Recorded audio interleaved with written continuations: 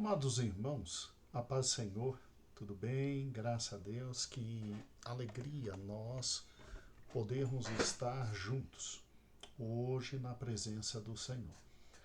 Irmãos, a próxima lição é a lição de número 7 da nossa revista e é uma lição muito importante. Por quê? Porque com ela nós começamos efetivamente um milênio. Ou seja, a lição 7 traz, agora a partir desse momento, lá na página 51, todos os fatos concernentes ao milênio. Então, uma lição fundamentalmente maravilhosa. Aqui o milênio começa e pastor Cristiano não economizou, tá bom? Muito bem. A primeira grande lição sobre o milênio, segundo o pastor Cristiano, é a prisão de Satanás. E é exatamente isso que lá em Apocalipse capítulo 20 nos diz, né? Que Satanás seria preso pelo período de 1000 anos. Bom, você na próxima escola bíblica dominical, você não vai trabalhar com esta lição, porque se você for direto para ela, o impacto que ela vai ter vai ser de 60% a 70% do que a gente precisa. Para que o impacto dela seja maior ainda, você vai dar esta lição extra que eu estou gravando e disponibilizando, e aí sim, no próximo estudo, o aluno vai olhar para isso de uma forma radicalmente diferente. E aí a lição vai conseguir alcançar 100%. Então pegue caneta, pegue papel, porque nós vamos conversar sobre o diabo, tá bom? Sobre Satanás. Então hoje uma aula especial sobre Satanás, para que na próxima lição você possa, por gentileza, trabalhar exatamente com a prisão deste anjo caído, né? Deste querubim ungido que infelizmente caiu. Tá bom? Então vamos lá. Satanás, quem é Satanás, o que ele faz, como ele atua, e o teu aluno entendendo e discernindo isso, aí ele vai ter uma noção fantástica sobre, literalmente, o que é essa prisão por 1000 anos. Tá bom? Bem, vamos lá. Por gentileza, o primeiro texto que eu preciso que você abra com o teu aluno é exatamente João capítulo 1, versículo 3. Vamos lá? Texto após texto. Em João 1 e 3, nós temos ali falando sobre Jesus Cristo e nos relatando que ele, como grande Deus, né? No princípio era o verbo estava com Deus, e o verbo era Deus, né? Nos traz a realidade de que ele é o grande Senhor e Criador de absolutamente tudo. Então, João capítulo 1, versículo 3 diz que todas as coisas foram feitas por ele. Ele quem? O sujeito lá do início, pelo verbo, que é Cristo. E sem ele, nada do que foi feito se fez. Então, nós temos exatamente, meus amados irmãos, Satanás como mais uma das criaturas, mais um dos seres criados.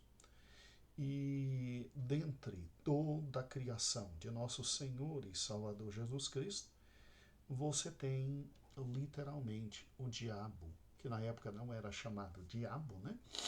Esse anjo, esse querubim ungido, você tem ele como mais uma das criaturas criadas por Deus, tá?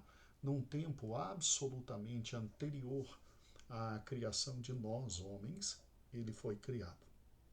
Muito bem.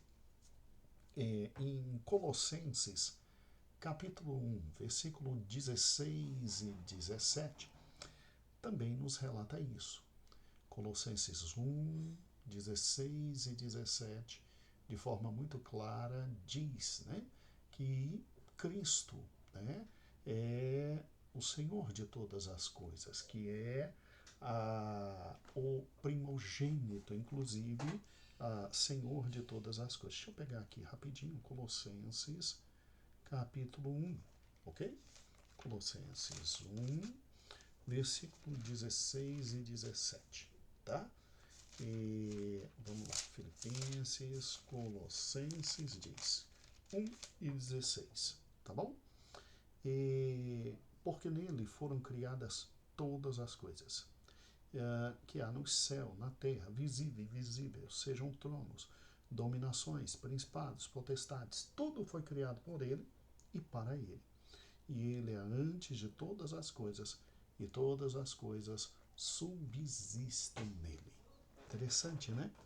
Pensar que Satanás foi criado por Cristo e Satanás só existe, subsiste, porque Cristo permite. Porque Cristo permite. O nosso Cristo é incomparável, né? O nosso Cristo é incomparável. É por isso que não existe o que é chamado de dualismo, ou seja, não existe duas forças no universo idênticas brigando entre si. Não, não, não, não, não, não, não, não. Deus é quem existe. Deus Pai, Filho e Espírito Santo, tá? E todas as demais criaturas foram criadas por ele, tá? E tudo é sustentado, inclusive por ele, tá bom? Muito bem. E, pastor, a Bíblia nos dá mais características sobre a criação de Satanás? De forma direta, não. Temos esses dois textos fundantes. Agora, quem era Satanás antes da queda e por que ele caiu, né? Irmãos, o entendimento de quem era Satanás antes da queda e por que ele caiu nos é revelado em Ezequiel. Abre Ezequiel, capítulo de número 28, dos versículos 11 a 19. Eu sei perfeitamente que tem uma ala de pensamento teológico que diz que não, aí não está falando do diabo, aí está falando exatamente do rei da cidade de Tiro e que por ser uma cidade muito linda, por ser uma cidade muito rica, Deus estava falando diretamente com ele e não há aplicabilidade nenhuma no tocante a Satanás. Sim, tem gente que pensa assim. Nós somos de uma linha teológica e de uma tradição que, quando olha para esse texto, vê que há alguém além desse rei. Porque as características que aqui são descritas excedem a qualquer ser humano. As características aqui excedem a qualquer um rei existente. Então, ao mesmo tempo que há uma profecia e que Ezequiel se dirige, sim, em primeiro lugar, ao rei de Tiro, né? E aqui, em razão da poesia descrita e dos fatos existentes, é uma poesia de natureza tão alta que não tem como ser direcionada somente ao rei de Tiro. E daí porque nós participamos de uma longa tradição de pensamento teológico. Isso aqui não surgiu ontem, não, tá? Isso aqui tem muitos e muitos anos de discussão e nós participamos dessa longa tradição religiosa de conhecimento que olha nesse texto e vê alguém além do rei de Tiro, tá bom? E tá falando também literalmente de Satanás, né? Satanás.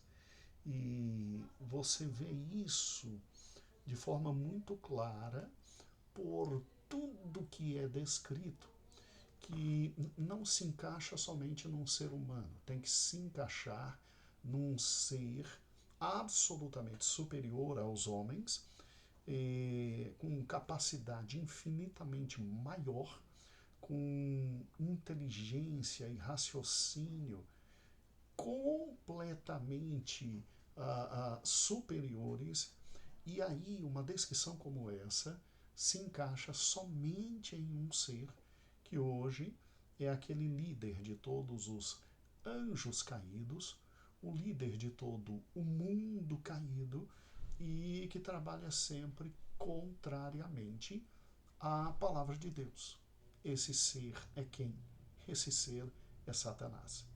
Então, quando a gente olha, você vê de forma muito interessante, de forma muito direta e objetiva a descrição, em primeiro lugar, que Satanás possuía uma beleza e uma sabedoria inigualáveis, tá? Então nós vimos em primeiro lugar quem cria Satanás e quem permite que Satanás ainda continue vivendo, que é nosso Senhor e Salvador Jesus Cristo. Segundo lugar, como e por que Satanás caiu, tá? Então, o livro de Ezequiel, capítulo 28, do versículo 11 em diante, nos dá essa noção. Em primeiro lugar, o versículo de número 12 nos deixa de forma muito claro, consciente, que Satanás possuía beleza e sabedoria inigualáveis. Olha o versículo 12. Olha que interessante, meu amado irmão. Em Ezequiel capítulo 28, a partir do versículo de número 11. Veio a mim a palavra do Senhor, dizendo: Filho do homem, levanta uma lamentação sobre o rei de Tiro e dize-lhe: Assim diz o Senhor Jeová: Tu és o aferidor da medida, cheio de sabedoria e perfeito em formosura. Olha o versículo 12. Vamos lá. Será que o rei de Tiro tinha a possibilidade de possuir essa beleza e essa sabedoria inigualáveis? Porque, pelo que está dizendo aqui, Satanás era a melhor das criaturas. A melhor das criaturas. Cheio de sabedoria e de beleza perfeita. Entendeu como é que é? A maior e melhor das criaturas. Olha o versículo 13. O versículo 13 diz: Estavas no Éden, jardim de Deus. Toda pedra preciosa era a tua cobertura: sardônia, topázio, diamante, turquesa, ônix, jaspe, safira, carbúnculo, esmeralda. A obra dos teus tambores e pífaros estava em ti no dia em que fostes criado e preparado. Então, olha que interessante. Satanás habitava em um local inigualável. De todas as demais criaturas, ele tinha uma posição muito elevada. Isso porque lá está dizendo que, olha que interessante, estavas no jardim do Éden, um tal Éden celestial. Éden celestial. E ele possuía uma aparência inigualável. A descrição glamourosa das suas vestes nos fala da porção da glória que estava sobre ele. Era alguém assim fora dos limites, não é verdade? E versículo 14 nos fala da posição inigualável dele. Ele pertencia à ordem das criaturas angelicais chamadas querubins, tá?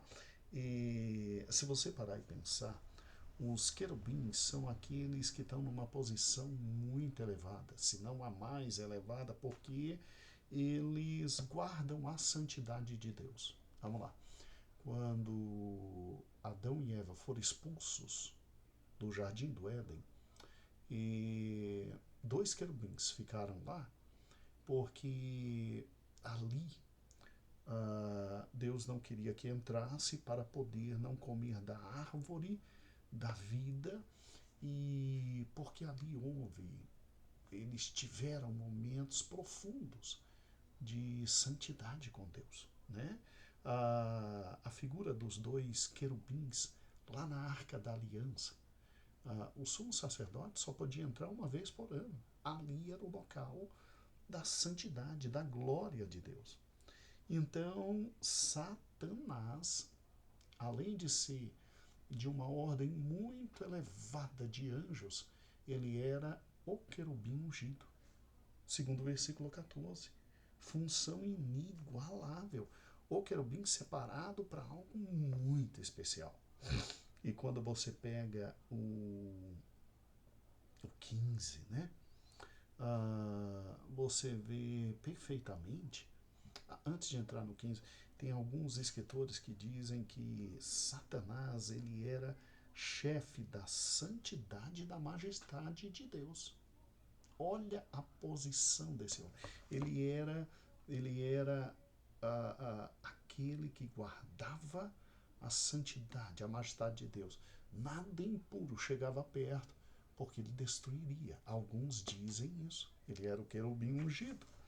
E, por fim, lá no versículo 15, ele possuía uma perfeição inigualável. Olha o versículo 15 de Ezequiel, capítulo 29. Perfeito eras nos teus caminhos, desde o dia em que fostes criado, até que se achou em ti iniquidade. Então, pense num ser como esse. Satanás possuía beleza e sabedoria inigualáveis, habitava em local inigualável, aparência inigualável, tinha uma função inigualável e perfeição inigualável. Meu Deus do céu, que ser fantástico. Óbvio que infelizmente caiu. Qual foi o erro dele? Vamos ver agora. O versículo de número 17 agora diz, elevou-se o teu coração por causa da tua formosura. Corrompestes a tua sabedoria por causa do teu resplendor. Por terra te lancei. Diante dos reis te pus para que olhem para ti. E pela multidão das tuas iniquidades e pelas tuas injustiças do teu comércio, profanastes os teus santuários. Eu, pois, fiz sair do meio de ti um fogo que consumiu a ti, que te tornou em cinza sobre a terra, aos olhos de todos os que te veem, e todos os que te conhecem entre os povos estão espantados de ti, em grande espanto que tomastes e nunca mais serás para sempre. Então, sim, grande parte dessa profecia atingiu o rei, né? O rei ali de Tiro, né? E ele teve problemas muito grandes, mas grande parte dela descreve o que aconteceu no coração de Satanás.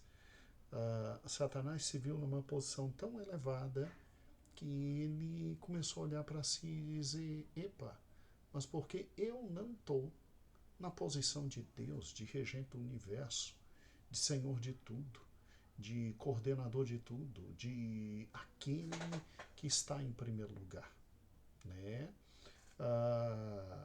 E aí o coração dele se elevou. Em Isaías, capítulo de número 14, né? Isaías, capítulo de número 14, versículos 12, 13 e 14, também nos fala sobre o que aconteceu no coração de Satanás. E é muito interessante que em Isaías, você tem a descrição do que está aqui em Ezequiel, lá no versículo de número 15 no final, quando diz: até que se achou iniquidade em ti. Quando a gente vai para Isaías, vamos lá, Isaías, capítulo de número 15, perdão, capítulo de número 14.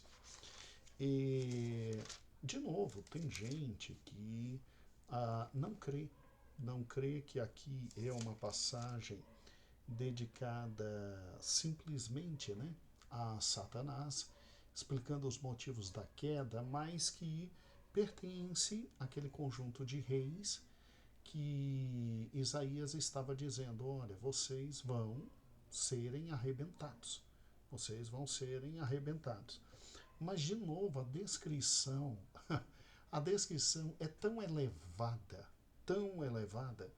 que é muito difícil você aplicar o que está aqui a homens na sua completude. Então, pense comigo. Olha que interessante o texto aqui. Abra em Isaías, capítulo 14. Quando em Isaías 14, versículo 12 diz: como caístes do céu, ó estrela da manhã, filha da alva. Gente, aqui está falando de Satanás, né? Olha a posição elevada dele, estrela da manhã, filha da alva, né? Como fosses lançado por terra, tu que debilitavas as nações. E tu dizias no teu coração: eu subirei ao céu, e acima das estrelas de Deus exaltarei o meu trono, e no monte da congregação me assentarei da banda do lado do norte, e subirei acima das mais altas nuvens, e serei semelhante ao Altíssimo. Gente, nenhum homem tem essa capacidade.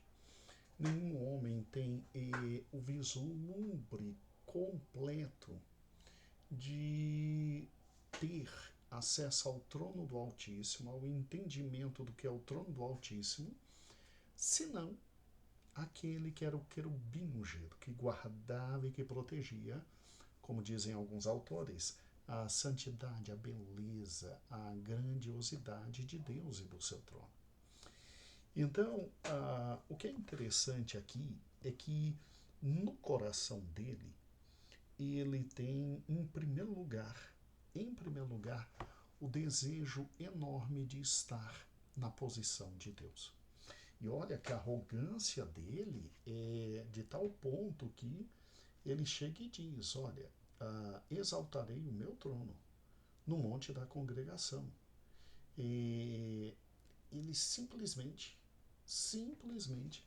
não queria nem o trono de Deus, né? Ele disse que ia colocar o trono de Deus exaltado acima do próprio. Ele disse que ia colocar o trono dele acima do próprio trono de Deus. Então, uma idolatria própria, uma loucura própria por si, um alto ego elevadíssimo, ao ponto de recusar tomar o trono de Deus e querer colocar o trono dele, Satanás, acima do trono de Deus. É muito interessante, né? Então, subirei ao céu, né? E isso diz de forma muito clara. Ele, como guardião da santidade de Deus, ele tinha acesso ao céu, e o seu desejo era de ocupar e se impor no céu, num nível, no mínimo, de igualdade a Deus. E, se possível, maior, né? Acima das estrelas exaltarei o meu trono. Ou seja, ele se refere aos outros anjos e dizendo: o meu trono vai ser maior do que todos os demais tronos de anjos que existem, né? No meio da congregação me assentarei nas extremidades do norte. E era a ambição que ele tinha de governar o próprio universo, completamente o próprio universo. E ele diz: subirei acima das mais altas nuvens. Ele queria receber toda a glória de Deus, toda a glória de Deus. E aí o problema número 5, serei semelhante ao Altíssimo. O auto-engano dele tornou bem evidente o que o coração dele desejava. Ele desejava ser como Deus. Como Deus, dominando todas as coisas, dominando todos os fatos, dominando absolutamente tudo, né? Então, veja que Satanás é alguém criado por Cristo e até hoje ele sente um ódio disso, sustentado por Cristo. Veja que Satanás, ele tinha uma altíssima posição e o coração dele se elevou de forma terrível, de tal maneira que ele cai. Deus o faz cair do céu. E é óbvio que ele vem com todo o seu ódio agora para tentar destruir o homem, que ao contrário dele, anjo, ao contrário dele, foi feito à imagem e semelhança de Deus, né? E é muito bonito o Salmo, se eu não estou mal lembrado, e quem o interpretou fez de forma muito bonita, o pastor Elias, eu creio que é Salmo 8, né? O Salmo 8 diz assim, né?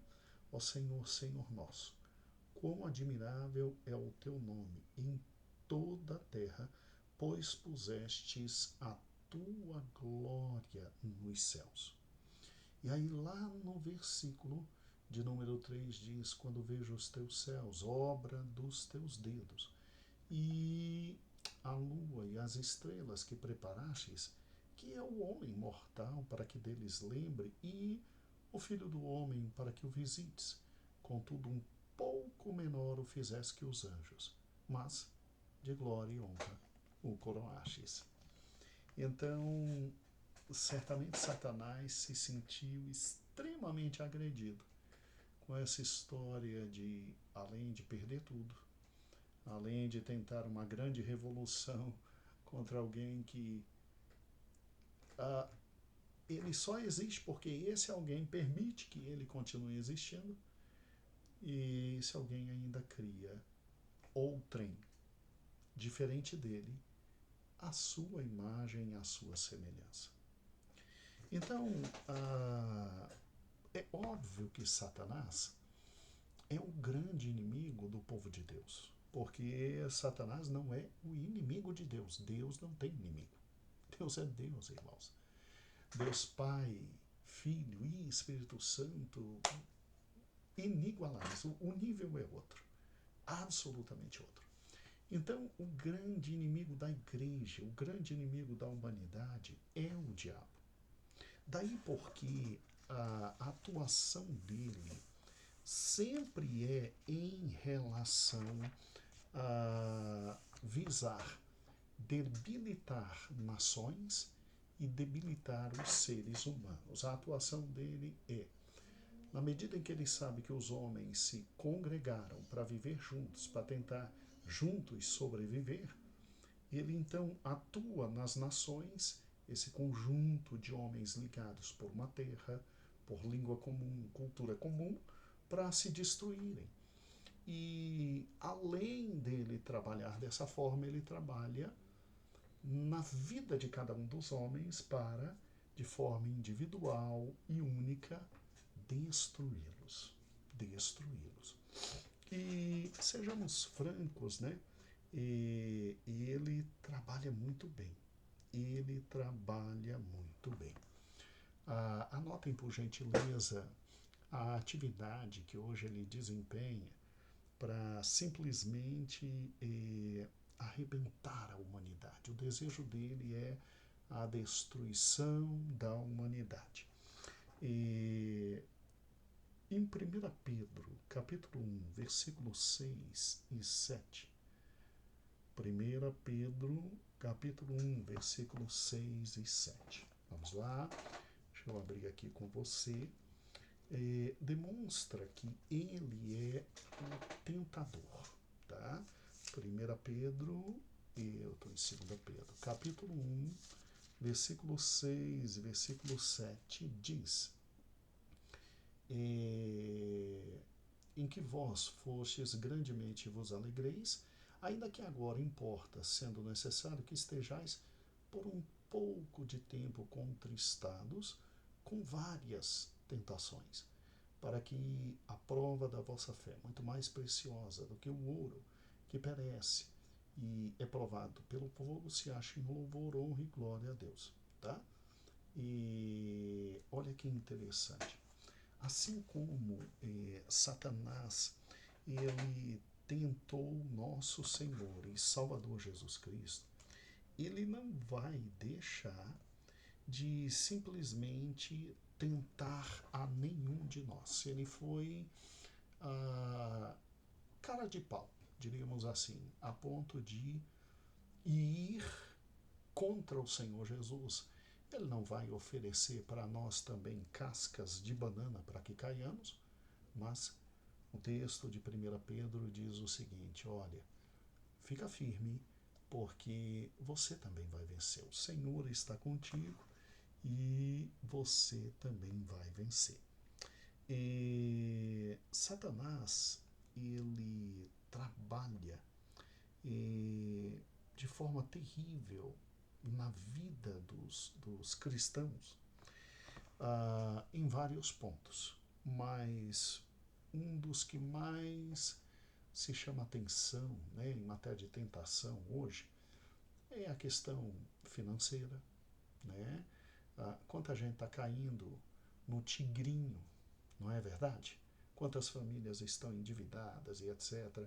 É a soberba da vida, a ganância dos olhos, a ganância do dinheiro. Outro ponto que você pode explorar também é a questão da prostituição, né? E da lascívia, para destruir famílias, destruir lares, destruir seres, né? E então, toda sorte, você tem liberdade para trabalhar nesse ponto, toda sorte de agressões como tentador, ele vem e ele tenta realizar. Se com Cristo fez, conosco mais ainda. Mas lembre-se do que em 1 Pedro diz. Ele diz de forma muito maravilhosa que nós somos abençoados. E, obviamente, o Senhor está conosco e a vida espiritual produz frutos capazes de nos abençoar e guardar no tocante ao tentador. Satanás também é chamado de um adversário da igreja, né? E ele é nosso adversário. E incrível, né? O adversário de nossas almas, o tentador. Ele, se você parar e pensar como adversário, né? Ele não brinca. Ele não brinca no tocante à palavra de Deus, segundo a nossa querida parábola do semeador. Ele é aquele que, quando nós estamos escutando a palavra de Deus, ele vem de todas as formas para tentar, como pássaro, né? Vem e tenta e consegue muitas vezes tirar a semente que cai no caminho. Ele vem e tenta tirar para que a semente não frutifique, para que ela não traga, né, vida e vida abundante. Ele, como nosso adversário, ele procura trabalhar criando situações para nos desanimar, nos tirar do caminho da fé. Ele, como nosso grande adversário, ele usa pessoas e ele usa momentos estratégicos em nossa vida para nos fazer cair, né? Para nos fazer cair. Fora todo um arcabouço de governos que sim, ele pode usar para nos arrebentar. Ele não é brincadeira. Ele tem toda uma estratégia que procura fazer com que todos nós caiamos e todos nós sejamos literalmente solapados, né? Em razão do pecado, da maldade, do mundo, da crueldade. Então é por isso que ele é chamado de o tentador e ele é chamado de nosso adversário.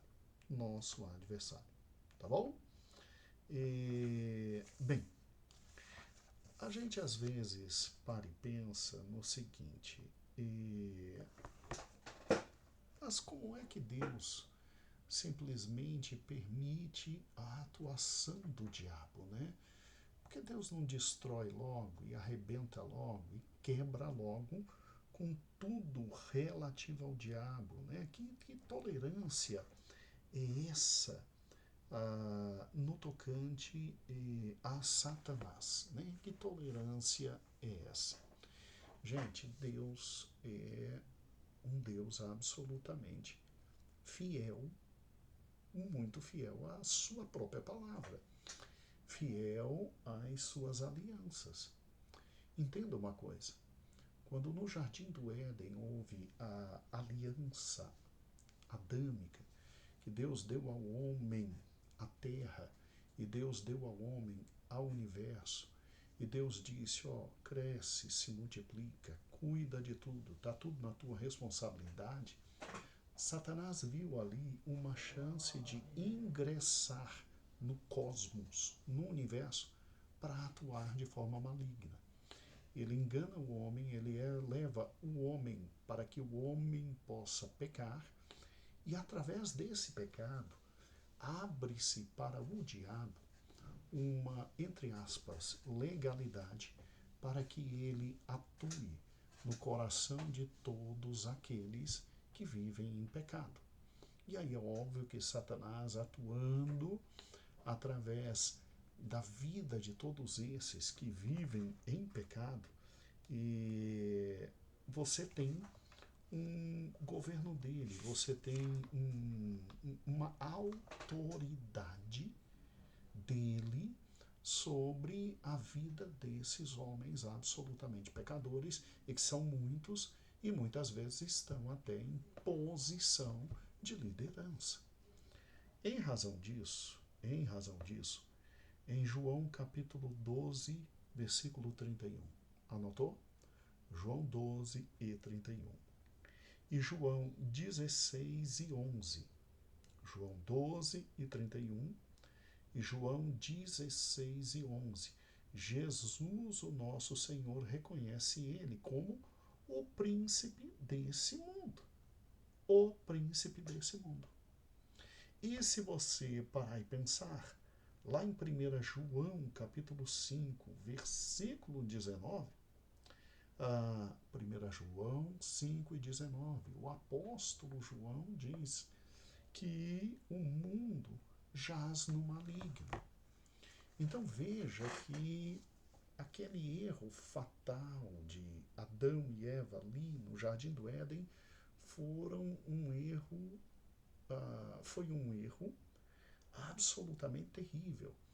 Por quê? Porque abriu a Satanás a chance dele passar a ser ouvido, passar a direcionar, passar a ser aquele impulso gerador na vida daqueles que resolvem abarcar o pecado, viver em pecado, amar o pecado. E através da vida destes que vivem em pecado, ele vem desenvolvendo todo o seu lastro de tragédia, de morte, de roubo, de furto, de tudo que é ruim. De tudo e absolutamente tudo que é ruim.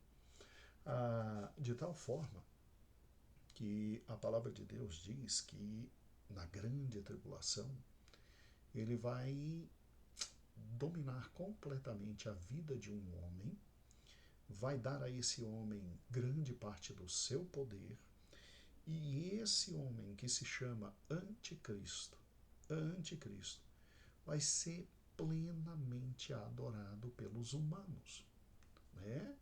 vai ser identificado como Salvador dos humanos de tal forma, a palavra de Deus diz isso de forma muito clara, que quando ele for estabelecer a sua marca, a Bíblia diz que 3 anjos voam em toda a terra dizendo: não recebam a marca, não recebam a marca.